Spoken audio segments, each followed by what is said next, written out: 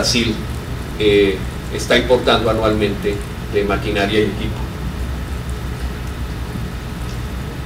Bueno, el siguiente ejercicio que hicimos fue tomar la muestra de 5 compañías, las 5 más grandes de Brasil, y decidimos tomar un poco el análisis del desempeño de las compañías.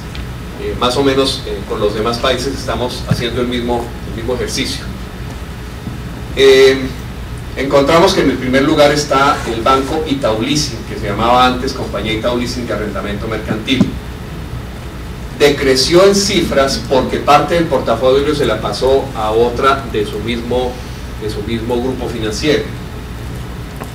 En el segundo lugar entra el Banco Francés Brasileiro, que es parte del grupo Bradesco, ¿no? ¿Es Itaú también? Es Itaú también. Ok, entonces aquí tenemos, y yo creo que ese es parte, el Banco Francés Brasileiro es parte recibió parte del portafolio de las otras dos. Dibenz, que fue adquirida por Unibanco, y Unibanco se fusionó con Itaú, pues todos volvemos nuevamente a Itaú. El único entonces que no es de la familia de Itaú es Real Leasing, que hoy en día se llama Santander Leasing, que era parte de la BNA Proban. Bueno, con base en las cifras del Banco Central de Brasil y las cifras que publica ABEL, pudimos extraer las siguientes indicadores de desempeño que yo creo que son bien interesantes. El primero es el retorno sobre el patrimonio. ¿Qué rentabilidad le están ofreciendo las compañías brasileras a los accionistas? Y encontramos casos interesantes cuando se miran los resultados de Itaú Leasing, donde el ROE es del 7,5%, y dices, bueno, está muy baja la rentabilidad de los accionistas, pero el Return on Assets, el ROA, es del 3,96%. Entonces, ¿qué nos está diciendo eso a nosotros? Nos está diciendo que Itaú Leasing es una compañía que trabaja con muy bajo endeudamiento. Si Itaú Leasing crece más, con más deuda, el retorno sobre el capital va a subir, pero tiene el mejor retorno sobre los activos. Las pérdidas de cartera, que es interesante después cuando podamos comparar el desempeño en varios países, las pérdidas de cartera representan el 0,002% del portafolio, realmente son muy bajas. Y recuerden que uno de los elementos básicos para hacer el pricing de las operaciones de leasing es determinar cuál es el efecto que tienen las pérdidas de cartera en sus márgenes. Tenemos entonces la que está menos bien parada de todas estas es Santander Leasing, Real Leasing, que tuvo pérdidas de cartera del 0,046%, pero son pérdidas de cartera muy bajas y en general comparadas con el resto de los países son sumamente bajas. La mejor rentabilidad sobre el patrimonio la dio Safra Leasing, el 29,22%, pero fíjense que el ROA, el retorno sobre los activos, fue bajo, el 1,9%. Eso nos está diciendo es lo inverso del caso de Itaú. Safra trabaja con un endeudamiento muy alto. Entonces eso nos hace pensar lo siguiente. Bueno, primer punto es ¿cómo mantengo yo a mis accionistas contentos? Y por lo tanto, ¿qué es lo que me garantiza que voy a tener acceso a capital? El poder ofrecer un buen retorno sobre el patrimonio, ¿verdad? Entonces, obviamente los inversionistas tienen que comparar entre las inversiones sin riesgo, que generalmente la rentabilidad la comparable serán los títulos del gobierno federal, que pagan la tasa, la llamada tasa Selic, que hoy en día está en el 8,75%. Entonces la idea es, si yo invierto en títulos del gobierno federal sin riesgo y recibo el 8,75%, ¿por qué voy a invertir en una compañía de leasing con riesgo para recibir menos retorno sobre mi capital? Esa es una de las preguntas básicas que tenemos que hacernos los gerentes de las compañías. ¿Cuál es la rentabilidad que le tengo que ofrecer yo a mis accionistas para que ellos me sigan dando capital? Y obviamente, en el caso por ejemplo de Safra, encontramos que cuando la rentabilidad sobre el patrimonio es alta, si se está descansando en un alto endeudamiento, pues nos lleva a la paradoja de que los accionistas están contentos, pero los acreedores preocupados. Y hay otro tema que realmente nos preocupa mucho.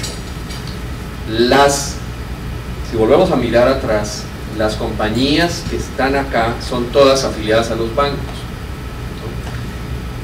Al ser bajas la rentabilidad de las compañías afiliadas a los bancos, esto hace que su importancia dentro del grupo financiero se pierda, se diluya, y eso por lo tanto lleva a que haya peligro de la subsistencia de las compañías.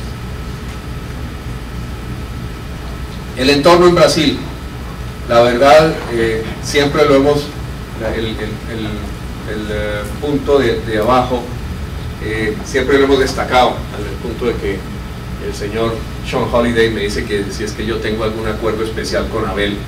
No hemos llegado a nada, pero ¿sí? Abel realmente es una asociación muy fuerte, y la fortaleza que tiene el sector de leasing se la debe precisamente a tener esa asociación fuerte. La experiencia en los demás países ha sido esa: los países que tienen una buena asociación tienen luchas de leasing fuertes, y por lo tanto tienen profesionales como ustedes bien remunerados, bien sostenidos y felices. Eso es lo que tenemos que tratar de mantener. ¿Qué ha hecho Abel? Abel se mantiene siempre a la expectativa de lo que se necesita, de los retos. Entonces, lo primero que han manejado muy bien es la posición de impuestos, la posición fiscal, los beneficios fiscales de la operación de leasing, y la han mantenido en una excelente situación durante más de 30 años. En segundo lugar, cuando se han presentado retos jurisprudenciales, como es el caso de la variación cambiaria en el año 99, o como es el caso del valor residual garantido, que fue en el año 2004, tal vez. Empezó en 99 también. Abel trabajó intensamente y logró manejar y logró inducir una producción de jurisprudencia que hace que hoy en día, desde el punto de vista jurídico, las operaciones de leasing en Brasil, de leasing financiero en Brasil, sean operaciones muy estables. La historia es, la voy a tratar de echar lo más breve posible, pero en esencia Brasil tiene una definición que me parece a mí muy inteligente del leasing financiero. En general, todos nuestros países definimos el leasing financiero como aquel que se estructura con una opción de compra a un valor residual muy pequeño, y donde está implícito el concepto de que los cánones o rentas que se pagan durante el plazo del contrato amortizan total o parcialmente el costo del equipo. En el caso de Brasil, el planteamiento es diferente. Brasil define la operación de leasing en función de la asunción de riesgos de las partes. ¿Quién asume el riesgo de la pérdida de valor residual del equipo? ¿El arrendador o el arrendatario?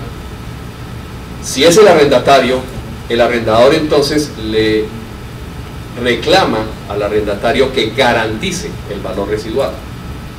Entonces, en la operación de leasing, normalmente, en la operación de leasing financiero, el arrendatario garantiza el riesgo residual, y generalmente la práctica era que entregara un depósito de garantía del valor residual. Al final del contrato, ese depósito se aplicaba a la opción de compra. Ocurre que algunos abogados hábiles, tomando prestado la práctica del resto de los países, dijeron: si yo estoy pagando por anticipado el valor de la opción de compra, entonces lo que hice fue que compré, y entonces, como yo compré, usted no tiene derecho a pedir la restitución de la posesión del bien. Entonces, ese tema empezó a ventilarse judicialmente, hasta que finalmente el Tribunal Supremo definió que el valor residual garantido es diferente del concepto de la opción de compra. Es básicamente ese principio, y que por lo tanto en las operaciones de arrendamiento mercantil financiero no hay ejercicio anticipado de la opción de compra. ¿Lo expliqué bien, Carlos? ¿Sí? Bueno, ¿qué más ha hecho Abel? Abel mantiene una sólida división de educación continuada para los profesionales de leasing, y Abel ha estado también muy activo